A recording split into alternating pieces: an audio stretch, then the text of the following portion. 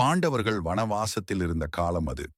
அர்ஜுனன் தன் சகோதரர்களுக்காக சக்தி வாய்ந்த ஆயுதங்களைப் பெற தபசில் அமர்ந்தான். அவன் ஒரே எண்ணம், சிவபெருமான் தான் எனக்கு அந்த தெய்வீக ஆயுதத்தை தர வேண்டும். பகல் இரவு எதுவும் கவனிக்காமல் அவன் தியானத்தில் இருந்தான். அப்போது ஒரு பெரிய காட்டுக்குரங்கு அவனுடைய தபஸை குலைத்தது. அதற்கு பிறகு சிவபெருமான் ஒரு வேட்டைக்காரன் வேடத்தில் வந்து அந்த குரங்கை கொன்றார். அர்ஜுனனுக்கும் அந்த வேட்டைக்காரனுக்கும் வாக்குவாதம் ஆரம்பித்தது. இருவரும் யார் பெரியவர் என்று அரிய யுத்தம் தொடங்கினது. அந்த யுத்தத்தில் அர்ஜுனன் எத்தனை அம்புகளை எய்தினாலும் அந்த வேட்டைக்காரனுக்கு எந்த ஆபத்தும் இல்லை. அவன் அளவில்லாத சக்தியுடன் போராடினான். அப்போது அர்ஜுனனுக்கு புரிந்தது, இவன் சாதாரண மனிதன் இல்ல, சிவபெருமான் தானா? அவன் உடனே தன் வில்லை விட்டு முழங்காலில் விழுந்து சிவனை வணங்கினான். சிவபெருமான் சிரித்தபடி தன் உண்மையான ரூபத்தில் தோன்றினார்.